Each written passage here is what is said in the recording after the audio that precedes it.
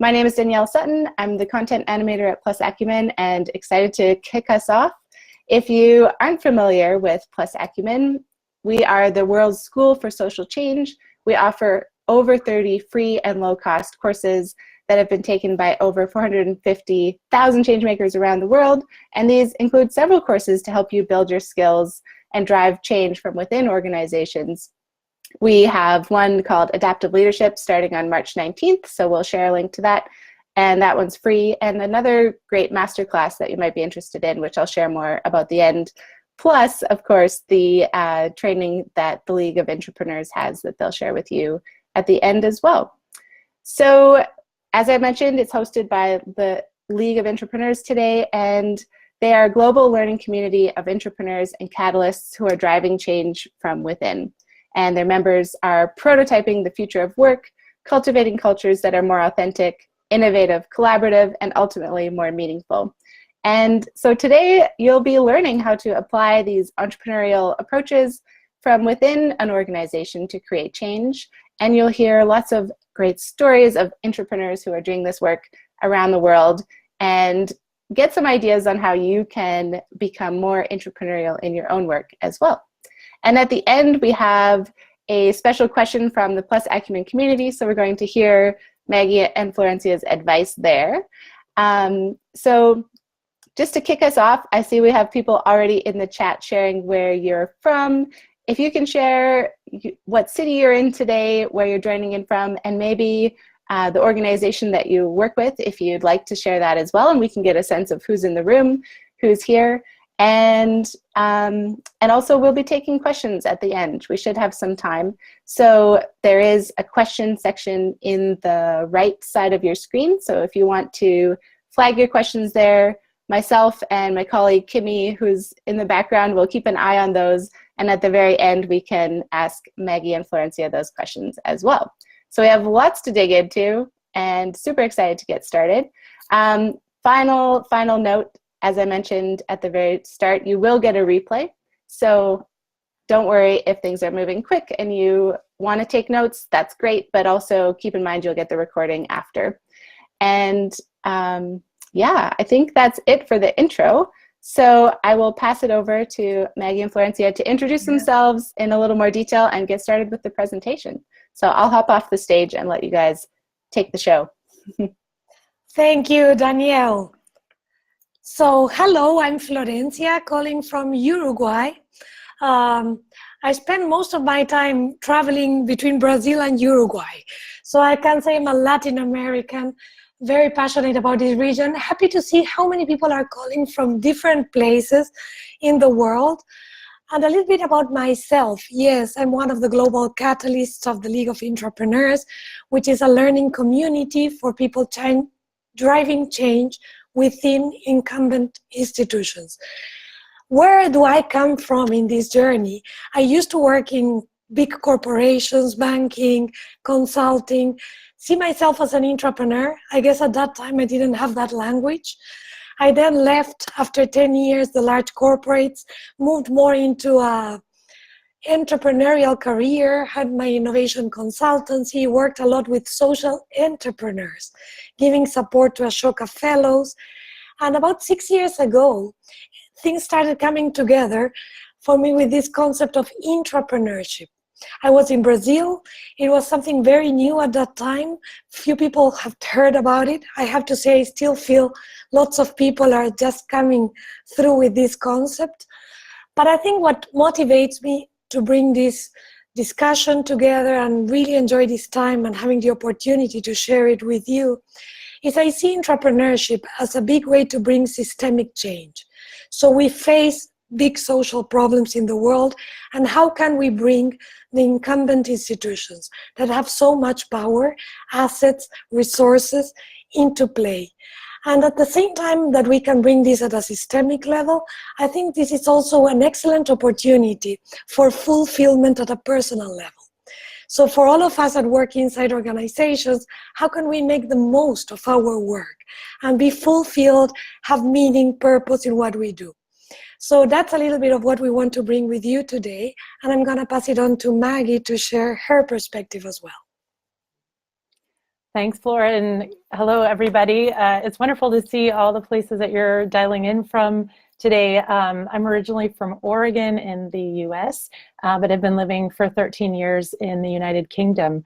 And I guess, you know, listening to Flora and kind of sensing some of what we're about to get into today, I think, you know, I'll share a bit more about my journey with entrepreneurship in a minute, but just kind of context and why, you know, Flora and I and the League are doing this work is I think, you know, if you read the newspaper, you know, every day, or you're watching the news or listening to the radio, it's sometimes hard not to feel overwhelmed. You know, there's a lack of leadership in some of our big institutions that we traditionally relied on to solve big challenges for society, like education and health. And I guess my antidote to that feeling of being overwhelmed is people like you, entrepreneurs and intrapreneurs, who are really stepping up and stepping out and saying, like, how can I make a difference? You know, there are just people all over the world whose stories we're going to share today, who are driving change, and it's coming from the bottom up. You know, we cannot wait for change to come from the top down. It's not happening. So if you take nothing else away from this conversation today, is that we are the change. And one of our friends the other day, Sandra Ortiz-Diaz, who works at the BMW Foundation, was sharing this wonderful metaphor with us, which is, if you've ever been sat in traffic, you know, on the freeway, and you're getting really frustrated and upset because there are all these cars around you and you can't get where you're going in the time you want to get there, you have this epiphany that, wait a minute, I'm the traffic, you know, like I am part of the problem. So the flip side of that statement and that epiphany is, how can I be part of the solution? So Flora and I have worked in innovation and entrepreneurship for nearly 2 decades now, as she shared some of her experiences from different parts of the system. And so today what we want to do is share some of the stories of innovation and intrapreneurship we're seeing, as well as the insights. What have we learned, and what is this global community of entrepreneurs learning about how you can be the change? So I'm just going to test out the technology and get our presentation going here. So I hope that you can all see this slide that says, welcome to our webinar, Unlocking Entrepreneurship. And so today we're going to explore a few things. And this is just a very high level. We only have about 50 minutes together, so we're not going to go deep into a lot of these topics, but give you a flavor, and then we'll let you know at the end how you can follow up and get more immersed in the topic of entrepreneurship if you're interested. So today we're going to look at, well, what exactly is entrepreneurship? You know, how do we define it? What does it mean? Where did it start? You know, what are the origins of this movement, of this field? Why is it important? And particularly, why now? And who exactly is an entrepreneur? How do I spot one? Am I an entrepreneur? And looking really at the skills and capabilities that entrepreneurs need to succeed. But first, we want to do a little poll. We want to know a little bit about you. So Danielle, if you can help us with this polling, you should see a poll pop up on the right-hand side of your screen. And the question we want to ask is, how familiar are you with the concept of entrepreneurship? There's no right or wrong answer here. We're not going to put any awards out for those who know the most. We just want to get a sense of where you're coming from. So is this a concept that you're just learning about? You've maybe heard the term, maybe a friend suggested this webinar, you're slightly familiar with it, or you're very familiar. Maybe you're even acting as an entrepreneur at the moment. So we're just going to wait for some of the results to come in. If you can take a minute to answer that poll. But it looks like right now we've got, you know, most of you coming in, which is great, not familiar. We hope by the end you'll be much more familiar with the concept, what it means and why it's important.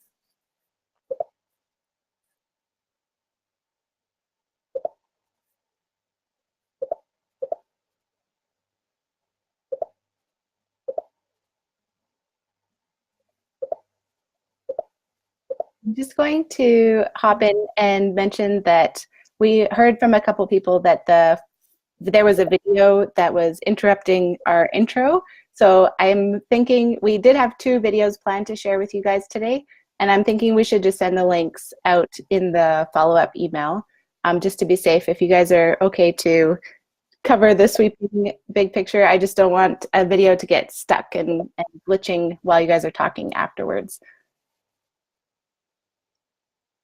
Yeah, that's sure. Okay. Then that's fine. We can talk to it. Absolutely. Right. So, well, thank you to those of you who responded. We haven't got everybody up there yet, but I think it gives us a good sense of where you're coming from. So a little bit of familiarity, but not experts on the topic, which is great. So hopefully we'll all learn something here today. And then the next question we wanted to ask is, are you an intrapreneur? Do you identify as an intrapreneur? That may change after this. But so yes, I'm an intrapreneur. No, or I'm still not sure. I love it. Not sure. We're going to convince you that you're all intrapreneurs by the end of this session.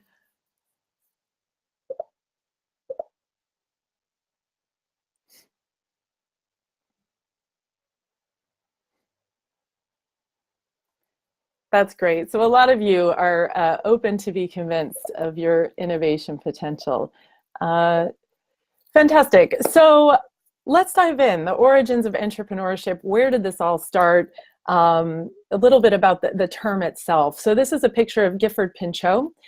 He coined the term intrapreneur in 1978, so many years ago. The video that Danielle will share with you after really is a very personal story of the origin of the term.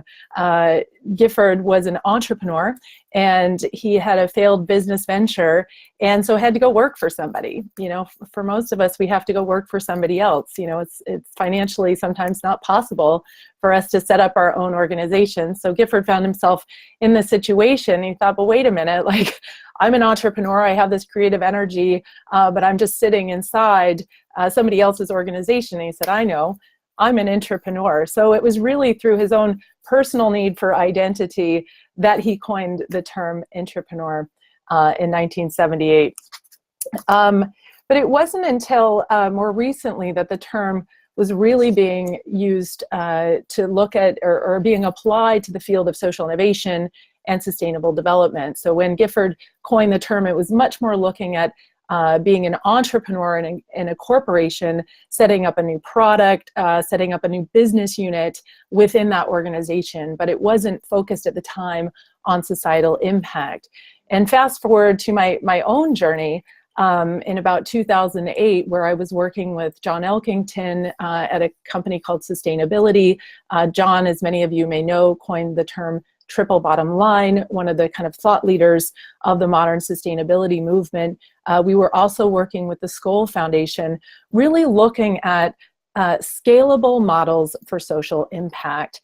And our inquiry into this topic led us to discover this species of change maker within some of our biggest, most influential corporations and other types of institutions.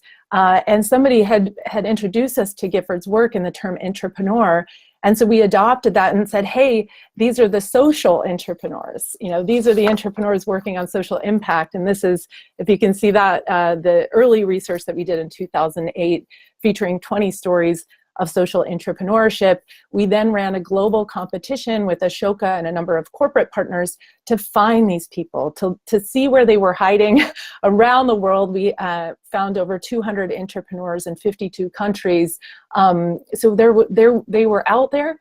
And what we heard from them was this desire to be connected, you know, really to feel less alone and to start learning from each other, you know, how to drive social innovation from within a very scaled, systematized, and often traditional organization.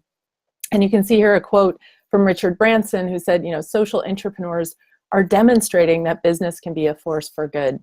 And Flora, if you want to share a bit about, you know, how this movement has really taken hold around the world.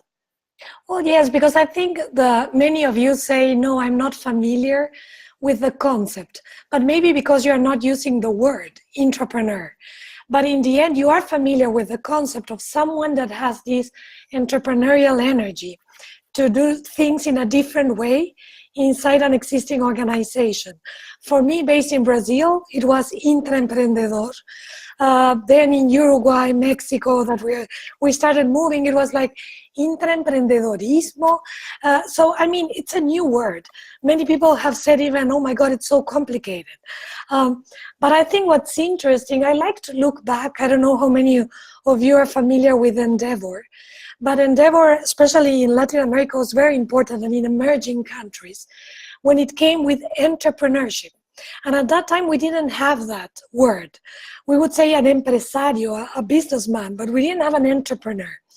So I think the beauty of what this is allowing us is to have a belonging, a sense of belonging, a sense of identity, saying that is what I am. So I have to say personally, I remember at that time when I started pressing, at that time McKinsey, I was like, we have to do things with impact. We have to do things differently. And they were like, well, you can become a support staff and you can be specialized in sustainability. And I was like, no, I don't want to be support staff. I just want to get into the core. We need to change the way of seeing things. So that's a little bit of what we are seeing. It's like people that don't necessarily recognize themselves as the usual track of sustainability, corporate social responsibility, that come much more from innovation. People inside governments, because we're not only talking about corporates. It can be inside a public institution. It can be inside a large NGO. The question is someone that is looking at the usual way of doing things and questioning it. So I think the next invitation is to start exploring a little bit more about what is the definition of an intrapreneur. That's great, Flor. And so, social entrepreneur, what very, very specifically what it is and how we define it is someone working inside an existing institution. And for our work, it really started with corporates, but what we've seen over the past several years are increasingly entrepreneurship in governments, entrepreneurship in nonprofits, anywhere that kind of innovation is stalled because of these overly kind of bureaucratic structures. And they're developing innovative and scalable solutions to sustainable development challenges. Shorthand, it's a social entrepreneur working from inside an organization. And I know if you're part of the Acumen community, you'll have a good understanding of social entrepreneurs and how they approach work. And we find that the best way to really convey what social entrepreneurship is all about is through specific stories and examples. So this is one that we wanted to share with you today. Some of you may know or have heard of Miriam Sidibe.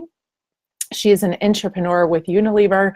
She's now on sabbatical at Harvard at the moment.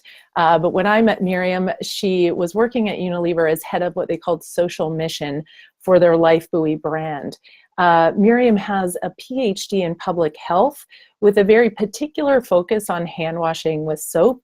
She's one of the few PhDs in the world that have that particular focus area. And for someone like Miriam, the natural career path would have been to go work for a large healthcare institution, maybe a UN agency.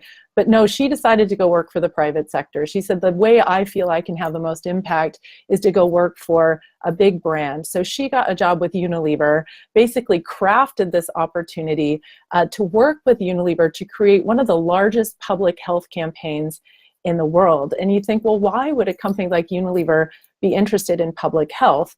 They're a private sector company. They have shareholders to attend to. But actually what Miriam worked with the salespeople to help them see is that by building awareness about the role of hand washing in public health and reducing disease, there was a benefit. They make soap. Life Buoy is a soap brand. So yes, there was obviously, people with values and ethics behind this. And at the same time, the business is benefiting. So in the regions they operated, they saw hand washing go up, they saw soap sales go up, and they saw infant mortality go down. Miriam's campaign, or the Unilever campaign that she developed with her colleagues, has reached 183 million people and counting. So in terms of impact, that was a massive platform for her. So that's one example. And we have a video that Danielle will share with you of a number of examples and stories of why, what entrepreneurship means to them. I think one common thread that we see in all intrapreneurs is how you see yourself in relationship with the institution you are working for or with. So rather than say I'm working for an organization, for a certain position, for a certain job description, it's much more I'm working from that organization. So it's envisioning that organization as the platform where you are operating from, and where you see all the assets, capacities that you can have access to through that platform. We often say, well, but then if you really want to be creative and do your stuff, why not be an entrepreneur instead of an intrapreneur? Well, the big difference, what is it? That you are inside an existing institution that already has lots of structure and capacities in place. So you can focus more on what you're here to do, what you want to make, and you can have access and use those resources and assets for a specific issue, initiative, or direction you want to give. So when we look, I think a very interesting reflection is, so how is a social intrapreneur different than a social entrepreneur? And there are lots of similarities. I want to invite you, Maggie, to share a little bit of the similarities we've seen. Yeah, I mean, if you've ever met an entrepreneur, these are people that don't take no for an answer, and if you present them with a really wicked, sticky problem, they just see it as an opportunity for innovation. And entrepreneurs are similarly wired, give them the challenge and they want to figure out how to innovate and create and solve, come up with new ideas. So they're big picture systems thinkers. I think when we think about some of the distinctions between entrepreneurs, obviously there's a financial risk. So an entrepreneur still gets a paycheck because they're working for an organization.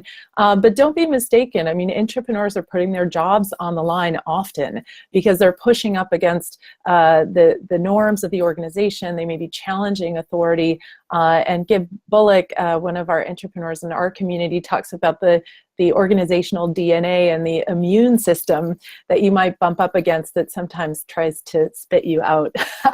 And I guess that's a good segue to say that, entrepreneurship isn't sexy. You're unlikely to find yourself on the cover of one of these, Wired magazines or other, receive some fancy accolade or award for driving change from within an existing institution. And your playground is less likely to look like an exciting place like this and much more likely to look like this. I could probably, imagine nodding heads, right? So it's, entrepreneurship has been revered and celebrated for many decades now, and it is incredibly important that we have those people pushing the boundaries and disrupting the system and, doing the creative destruction that Schumpeter talked about. But we also need people who can navigate these systems, who can work in the less sexy environments, driving change, and as Flor said, harnessing the assets of these institutions for good. And the promise is that we can harness these institutional assets for impact. So when you're thinking about your own organization, what assets do you have? Is it brand? Is it people? Is it supply chain? What are the assets that you can really leverage to bring to address a big societal challenge? And I think really, in the end, it's a choice, right? Because many of us say, well, I could be an entrepreneur, but I'm not. No, I'm choosing to be an intrapreneur. And why am I choosing to be in that place? Because actually these institutions concentrate lots of power. If we look today at some simple stats, like 60% of the largest economies in the world are corporations. 70% of the world's natural resources depend on the value chain of 400 companies. So if you want to do something about climate change, if you want to do something about unemployment, if you want to do something about poverty and inequality, how can you not tap into this power and these assets? So I guess that's what drives us and why we created the League of Intrapreneurs, because as much as we see, okay, it's obvious, there's so much power, so many assets, it's challenging. Because it's a difficult choice to say, well, I'm going to be doing this. This is the position I'm going to take. I'm going to be the one changing from within. And this is not only about the what. Some of you are asking, is this only for the Sustainable Development Goals, only for sustainability? as Maggie mentioned, intrapreneurship is this capacity to innovate inside an organization that you can use just for business as usual or for impact. In our case here, what we're bringing is this concept of being an intrapreneur for impact. And if we look at what we are facing in terms of society, we have kind of agreed on, okay, we need a more sustainable world. We have put these sustainable development goals together. So we have targets, 17 goals for 2030, with the signature and the commitment of governments, of corporations. The question now is, how do we reach this different place? How can we really get into this better world? And it's interesting, just some other stats, which is like even CEOs inside large corporations that have signed in and said, yes, we want to help contribute to sustainable development goals. The question is how? It's like, yeah, we're there, we're past the should we, but now how do we get there? And we really believe that the big part of the how is this intrapreneurial mindset and attitude. If you think of the life cycle of an organization, it usually started with all of this entrepreneurial energy. Let's get together. It doesn't matter, like the largest corporations. Larry Page sitting in Stanford together with his colleagues starting Google. Yeah, you always start very entrepreneurial. But then as you start growing, then you get into more of this mind shift where you need to get into optimization, efficiency, make things work, processes. This is great as you start moving into a more mature space, but it can also kill you. If you look at examples like Kodak, Nokia, or so many other organizations that have lost their relevance. So what do we need is to look at what is the next wave. What is the next wave to come?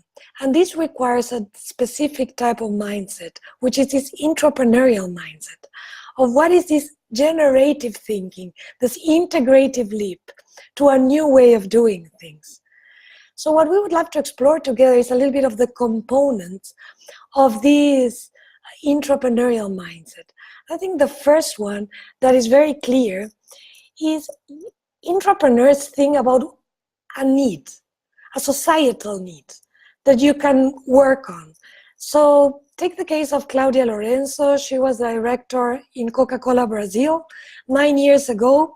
She's given the task as job description, Claudia, grow the sales of Coca-Cola for the low-income communities in Brazil. How does Claudia reinvent herself and rethink of her role?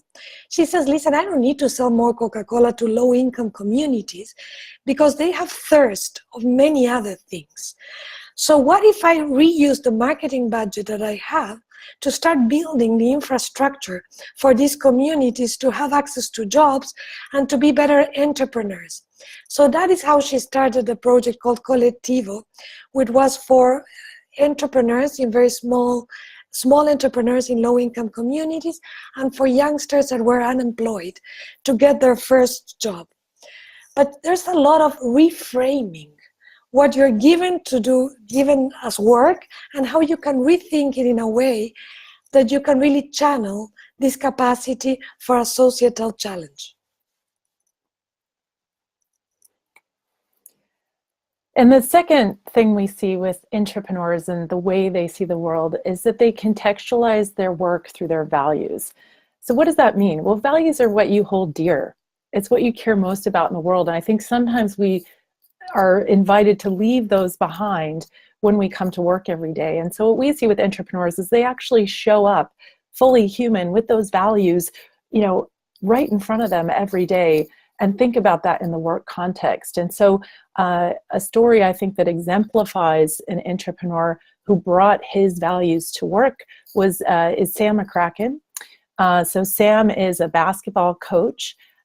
He's a Native American of the Sioux tribe in Montana, and he works at Nike, one of the largest and most iconic sporting brands in the world. And Sam comes from a community, the Native American community, which is grappling with epidemic levels of obesity and, as a result, diabetes. And for Sam, this is very personal. His mother passed away from complications from type 2 diabetes in 2001. And so, you know, he cares about his community. He sees that there's this real epidemic problem in his community, and he's sitting inside one of the largest and most powerful brands on the planet, and he starts asking himself, what can I do from my position within Nike to help address this major issue in my community, this issue that I care so deeply about? And so he started small. I think this is the other thing, is that he didn't know where he was going. He didn't have this grand plan. He just asked, like, how can I help? And so he started working with community leaders to organize fun runs and walks and get Nike to donate product, to get people, to encourage them to get active and to start addressing this issue of chronic obesity. And then he started talking to people within Nike about what he was doing, and his passion for this was so infectious. You know, that's the other thing about entrepreneurs, is they'll tell their story to anybody who will listen, and that authentic passion really shines through. And so he quickly built a support community within Nike of designers, of product developers who said, hey, we want to develop a whole product line that we can use to actually raise money to invest in physical activity for Native American youth. So that's basically what Sam is doing now. 10, 15 years later, he's a general manager of a division in Nike called N7. It's a whole product line with sustainability principles baked in, and the proceeds of that, they've raised over $6 million to invest in physical activity for Native American and Aboriginal youth. And I guess the other aspect that is very important is how you align societal needs with business priorities. And I guess before jumping into Gib Bullock's example, I see some of you mentioning, well, but this is only for corporates, or can it be in government or in other places? The thing is, it doesn't matter if you're working in government or an NGO or a corporation. All of them have their own needs as an organization. So maybe in the case of corporates, we have a tough time to make the business case for why to bring more social impact, while in government and in NGOs, we may be in the case where, well, there's a social cause or a social problem to be solved. But even then, we all know there are interests. There are organizational priorities there that sometimes can conflict what could be the best solution for the whole. So I like here the case of Gib. He had Accenture, thousands of people working as very smart consultants with these large corporates. And the question he had was, what if we use the same talent to just solve for some of our problems in society? And of course, the first answer was, well, the business doesn't work because we charge a lot for these hours of consultants. So imagine a small NGO or a government won't be able to pay for our fees. So what Gib was bringing was, well, but let's create a model where we can do a non-loss business, where basically we do charge, but we don't create all of that margin, and we make this happen. Now, the way to really convince the organization that this was good was, okay, great, we have this new business that doesn't really make profit. Why would we do it? And it was talent. It was because they wanted the best people to work with them. And they had realized that the consultants were eager for projects that had more purpose and meaning. So the point was, what is it that you can leverage inside your organization, which is a need, that you can tie into a solution that you think can be better for the problem you're wanting to solve?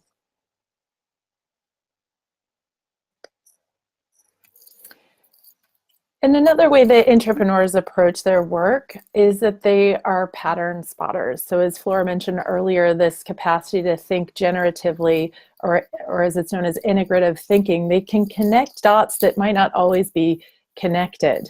So this is an example here. And also interestingly is that they're unlikely partnerships as a result. They spot connections which can create partnerships that might not have existed before. And so this example here is firstly of Miriam Turner, who was at the time of developing this project was working for a global carpet company called Interface. And she was really sitting with the question of, as we work to minimize or kind of close our environmental loop or reduce our environmental footprint, how can we do that in a way that also creates economic livelihoods for communities that don't have them? So that was a question that she was just sitting with. And then one day somebody stopped her in the hallway and said, do you know, I've just discovered that about 10% of marine debris annually comes from discarded fishing nets. So people, fishermen, when they're done with their fishing net, they leave them in the seas often, and then they continue, these fishing nets are called ghost nets.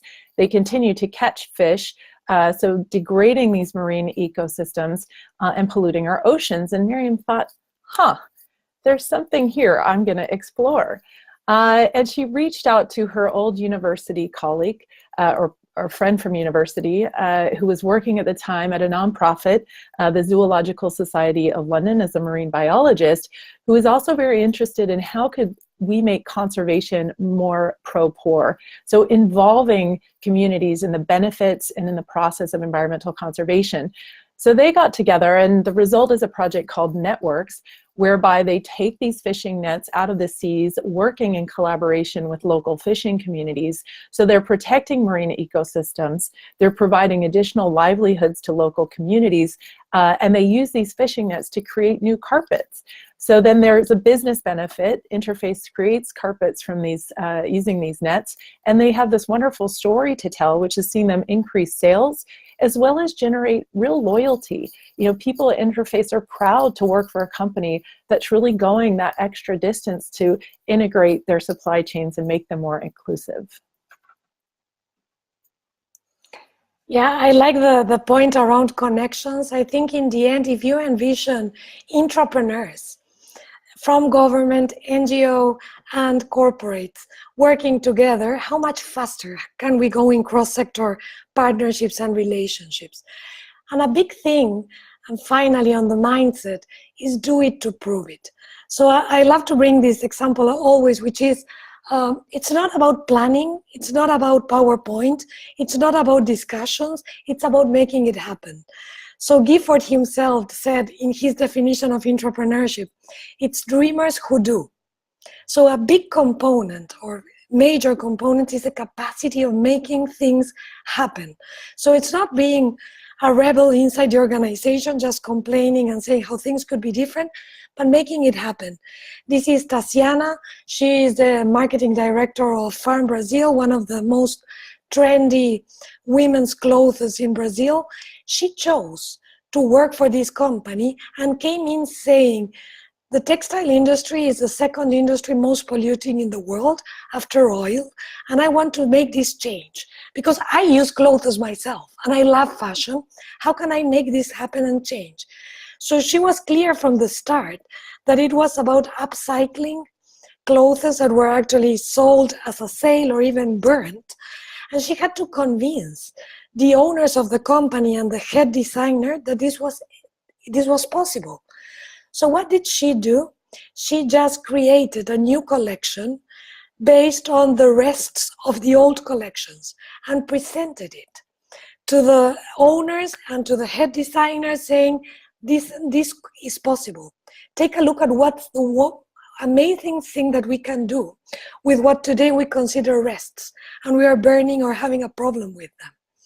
So it's this capacity of starting small, prototyping, making it happen. Because I think a big part of what an intrapreneur mindset has is that you may be seeing things that others don't see. And then we spend lots of time trying to convince the others that this could be possible, we can do it differently, let's do it differently, come on, come on. But in the end, maybe you can save lots of words and lots of your energy if you just bring an example, a prototype, a shortcut to what is it your vision that you want to convey to others. And with this, we want to invite you to do a little exercise. And I guess before we wrap into the exercise, to sum up, these are the 5 things we think are the sum up of an entrepreneurial mindset that we wanted to share with you today. Of course, you can go deeper into more of these, but this is just to give you a snapshot of, okay, what is it to behave as an entrepreneur? And I love the, yeah, I was just going to say too on the, so, you know, just a reminder, so start with a need. Are you solving a real problem? If not, move on, right? Contextualize your work through your values. Like, don't be ashamed. It's a time where we need to show up at work with all that we hold dear, with all that we care about, and whether that's in government, NGO, or business. Align the needs of society with your organization. Again, it doesn't have to be a corporation. It can be a government. It can be a charity. We're doing some work right now with Comic Relief, looking at entrepreneurship in the charitable sector. This is early stage work for us, but what we're hearing from entrepreneurs is that many of these charities have kind of lost sight of actually the impact that they're trying to have. So are you aligning those needs with the priorities of the organization? Spotting patterns, and a lot of that's about getting out of the office and meeting unlikely people, really connecting with folks that you might normally get in touch with. And as Flor said, the do it to prove it. And I love the quote from David Kelly, one of the co-founders of IDEO, who says, if a picture is worth 1,000 words, a prototype is worth 10,000 pictures. So you really can't underestimate the value of just trying something and showing what's possible. So as Flor said, we're going to turn it over to you now. So today we've shared the origins, and you'll get a video with Gifford's perspective later. We've defined what we mean by entrepreneurship and looked a bit at kind of why now. We've shared some stories and showed you the entrepreneur's mindset in action. So this is just a small little exercise to get you thinking about your own entrepreneurial capacity. So I'd like to, if you have a piece of paper or a notebook, or even if you want to do this in your computer, basically, we'd like you to answer the following questions by writing down A or B. So I'm going to read off the statement, and just without thinking too much about it, just write down A or B, whichever one resonates with you more. Just use your gut, don't use your head so much. So the first one is, I make decisions based on my knowledge and experience. A. I use reason, logic, and argument to make decisions. B. The next one, I prefer the freedom to experiment. A. I prefer to have clarity in matters. B. I make connections across multiple pain points. A. I try to solve pain points within my organization. B. I integrate my long-term vision with the short-term needs of the organization. A. I focus my energy on delivering results in the short term. B. I seek to understand my audience. A. I seek to convince my audience. B. I create unlikely partnerships to deliver outcomes. A. I foster strategic alliances to deliver outcomes. B. And finally, I find unusual ways to access resources. A. Or I'm good at managing the resources I'm given. B. Oh, look, you're typing it in there, right? Anyways, so for every A answer that you wrote down, give yourself 10 points. So for example, if you had 3 A's, give yourself 30 points, 5 A's, 50 points. So just quickly do a tally of how many A's that you had in responding to that. 70 points. See, I can't read your full name there, but somebody's a real entrepreneur. So write down, and then give us in the poll your numbers. So are you 0 to 20, 30 or 40, 50 or 70? And let's see how you came out. We're going to give this a second because I think this will be fun to see where you are. And just a bit of context. Yeah. Go ahead. No, I was going to say, many of you are answering on the chat. If you don't mind and try to go into the poll, which is on the right, then you can put it in there so we can see it aggregated. And just a bit of context, this is a very, very small kind of excerpt from a diagnostic tool that we've been developing with a colleague, Susan Foley, in Boston. So that's something we can share with you after, but there's a long form version of this to really understand what are the capabilities and behaviors of social entrepreneurs. So it looks like, we've got folks in 30 to 40, folks in 50 to 70. So just breaking it down. So those of you that scored in that 50 to 70 bucket, so it's almost about half of you that are responding, wow, right? You are a natural intrapreneur. What we said is perhaps you should be teaching this webinar. And the only thing we would say about that is just also be aware that you are working in a different way from most of the people in your organization. You see things differently, you have a different style, so that can sometimes have a shadow side too. So really understanding how do you connect that vision, that entrepreneurial spirit with the more traditional aspects of your organization. For those of you that scored 30 to 40, we would say that you have a really healthy balance between intrapreneurial energy and traditional energy. So you're able to kind of code shift between being creative and innovative and kind of pushing boundaries, and also just getting the job done and keeping the trains running on time. So it's a nice place to be. And then for those of you, there are only a few of you that self-admitted traditionalists here, and actually we need you, right? You are the people that are managing the risk of the organization, who are keeping the trains running on time, who are helping the intrapreneur really balance out that entrepreneurial energy. And just, you know, the same as we invite the natural intrapreneurs to look at what can they learn from the traditionalists, we'd invite you also to think about what can you learn from your intrapreneurial colleagues about how to, you know, think more sideways and out of the box, and, you know, kind of push yourself and your innovation potential. And when you're forming teams, this is a really nice thing to think about, because you don't want all one or all the other, but a really nice blend of energy in your team. So thank you for doing that. A little deeper, we'll send you the link for what we call the League IQ. And I guess now we want to open to reflections, questions. I already saw you have some questions that you are posing. But I guess before we jump into the discussion and questions, just to give you on what resonates from what you heard. What inspires and excites you? And what more would you like to learn? What questions are surfacing for you? As Maggie mentioned at the beginning, this is just a super helicopter view, an introduction to this topic. There's certainly much more we can share, but we would love to spend the next minutes that we have seeing what we can discuss from what struck you or what do you want to learn more about. So give yourself 1 minute. Let's give 1 minute, 2 minutes for you to just start thinking, posing the questions, and I think then we can move into Q&A. Yes, and while you guys ask your questions, maybe we can jump to the short case study, and then we can come back to the audience questions as well. How does that sound? Or did you guys have another? Sounds section? Great. Okay, perfect. So just to hop over to this other question, we actually invited a member of the Plus Acumen community to share her question about entrepreneurship ahead of time. And unfortunately, she wasn't able to join us live, but we still have her question. And she's excited to see the replay and listen to what you guys have to share in terms of advice for her particular situation.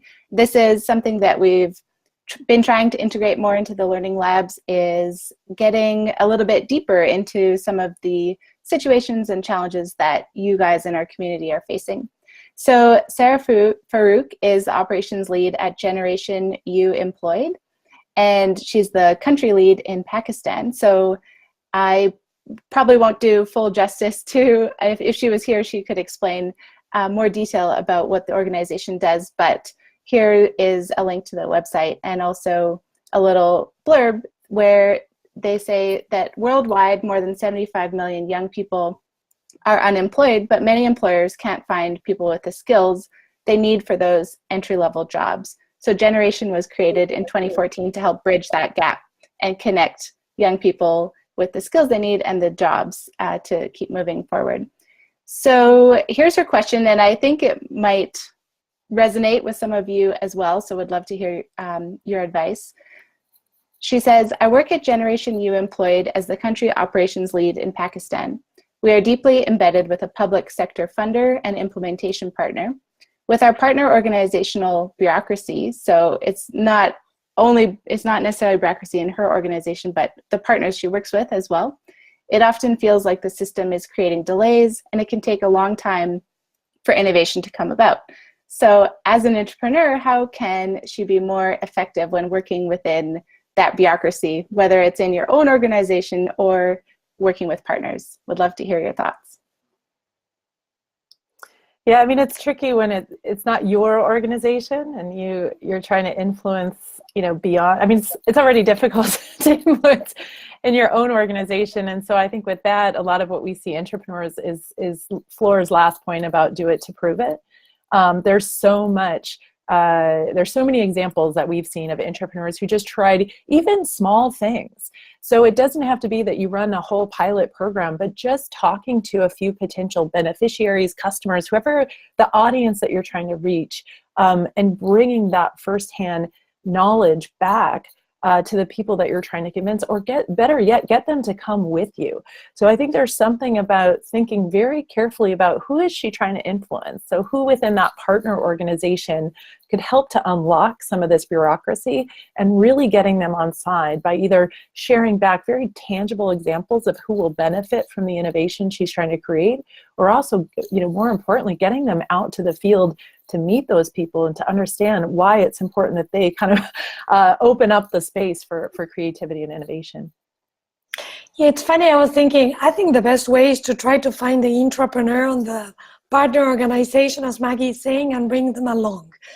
But I have to say, a part of being an intrapreneur is taking risk. So part of it may be that your partner doesn't like it as much, but just start doing it. And a little bit under the radar sometimes, So when you hear the stories of many of the intrapreneurs, a bit of the work happened under the radar before it came to life. So even with Tatiana that I was sharing, great. Before doing that, she hired a designer with the budget she had, agreed on a special fee, made a trial. So she was very entrepreneurial and undercover. Before, and then when she had the whole thing ready, she went. So I think maybe that's a question for you, Sarah. What are small risks that you can take to try to prove a little bit of what you envision that others are not envisioning? I think it's great. And the last thing I would just say is, and this is a tactic we've seen folks like Gib Bullock use, which is how can you help those influential stakeholders to look good, or to imagine, the benefits to them personally. And so in Gibbs' case, he wrote a fake press release for what, if these people approved his project, his entrepreneurial idea, what the press would say about Accenture. So kind of playing on those human needs to be recognized and valued. It's kind of a basic human need that we all have. So can she kind of play to that side of some of these stakeholders to say, if we do this together, these are the benefits to your organization. This is maybe even what, the press might say about the good work that you do. Excellent. Thanks you guys for weighing in on her question. I know she'll be excited to watch the replay and get your advice there. So I know that we have a few more slides about next steps and resources, but before we jump to those, we do have some questions from the audience, and we have about 5 minutes left, so I thought we could jump into a couple of them. Simone asked, how do you get stakeholders to value systems thinking when they'd rather see immediate small changes?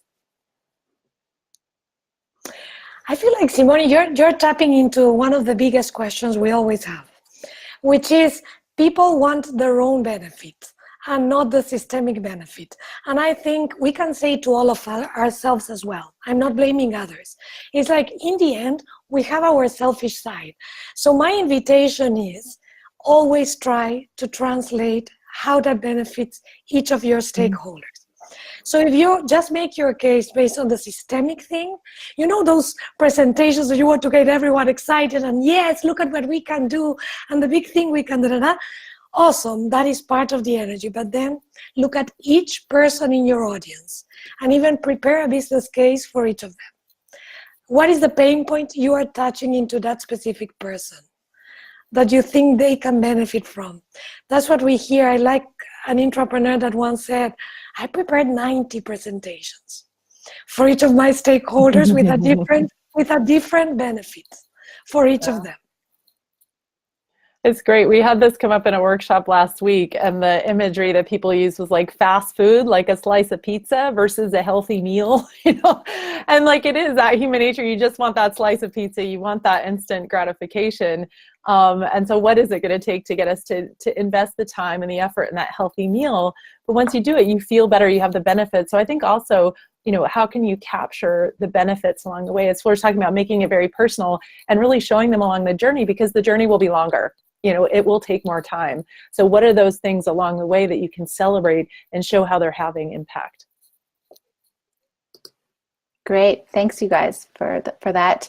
And I'm not sure, hopefully we're testing a new platform, so I tried to capture your answer with time marks, but we'll see if that worked. Let's take one more question. And this is really interesting because everybody was adding their questions to the platform, and we've received some upvotes for the ones that were more popular. So hopefully we're hitting on the questions that most people are curious about. So Anna Maria asked, can organizations foster intrapreneurship within their own structures? And could this be a catalyzer to achieve more sustainable organizations? Do you have examples of this? So kind of looking at the top-down, creating that environment where intrapreneurship can flourish. Yeah, I mean, that's such a great question. We actually minimize your question. We've basically been looking at this for the last couple of years. So realizing that there are limits to what an individual can achieve on his or her own, right? You are only human. You're one person or even a small team, and working in these large structures, like how do we create more enabling environments? So Danielle, we can send out the link to the research because there's a lot of great case material and frameworks in there. But basically it is looking about a number of things, but a few that surface for us are reward systems for people. So what are you communicating about, the performance incentives? Like, how are you rewarding your people? What questions are you asking? So we found really little things that managers were doing, like asking their team members for 5 to 7 new ideas a week. Just asking people for new ideas. It kind of sends a signal that innovation is welcome here, right? So little tiny things, you don't have to rewire the whole organization, but just these little hacks that you can make to create a culture of innovation and create a sense of kind of a safe space for people to step out, because they are making themselves vulnerable. They don't want to get fired or shot down. So thinking as a manager, how can you really create that safe container? But again, we've got research we can share with you that goes into more depth on that. Great. Anything to add, Flor? No, I was just gonna say, just going to the research, but one thing that strikes me is like, just ask people a little bit with a portion of their time, what do they want to do? Because I feel like that's, we often don't have that conversation in our teams. So my invitation for all of us, we always think of ourselves as the intrapreneur, and what about the people around you and the teams you work for? So yeah, I feel like each of us, without changing the whole organization, can already start changing the smaller teams we work with, just by opening a frank conversation on what are you passionate about and would like to bring beyond what you're already doing as your job description. Fantastic. Thanks for that input. These are, really great questions, and you guys shared so many excellent examples and ideas. So I feel like people will be leaving inspired and just thinking of approaching their workday in a little bit of a different manner. So what are the next steps to get started? Let's wrap up with that. Yeah, great. Sorry, I see that we're at time. So just very quickly, and also we have a toolkit. Somebody was asking, where can I learn more? So we'll share the links to our toolkit, which is free, downloadable online. But one, get inspired, get out of the office, right? Like if you don't have an issue that you care about, an idea, one way to do that is just get out of the office and start learning about something that you care about. As we've been talking about, just try something, do something, take a tiny risk, talk to a potential customer beneficiary. And lastly, find your people. Find the people that you can collaborate with, who will be your sounding board. And just remember that you're not alone. The League of Intrapreneurs is one community, but there are many others, communities of purpose around the world. So find your tribe, find that support structure. And the last thing we'd say is just, sign up for our online course. Register for news on entrepreneurship, apply to join the league as a member. You can do all of that through our website. which is leagueofintrapreneurs.com. Follow us on Twitter, so at @SOSINTLeague. Yeah, because there's a lot more where this came from, and we're just glad that you tuned in today, so thank you. Thank you so much. Thank you. And no, I was just going to say thank you, everyone. And I feel like that's it. Just for you to know, there is a whole community out there, and lots of the content that we have is in our website for free, open source. So you can just grab it, download it, and adapt it to your reality. And we love to hear from you, and we learn together. So just the invitation is always to learn together from your own practice. yes, absolutely. And so the replay link sent to everybody will include ways to get connected with these next steps. And we'll also share a couple of upcoming Plus Acumen learning opportunities as well. So there's no shortage of ways to learn and get connected with your community and keep moving these ideas forward. So, and maybe we don't have the link in the email just now about the research that you were mentioning, Maggie, but maybe we can get that in time to send out to everybody. So we'll stay connected, and thanks so much for being here. That was a really fun presentation, and we hope to see what else you guys have going on in the future as well. Great. Thank you. Thank you. Take care. Thanks, Happy everyone. entrepreneuring. Yes. Bye. Bye.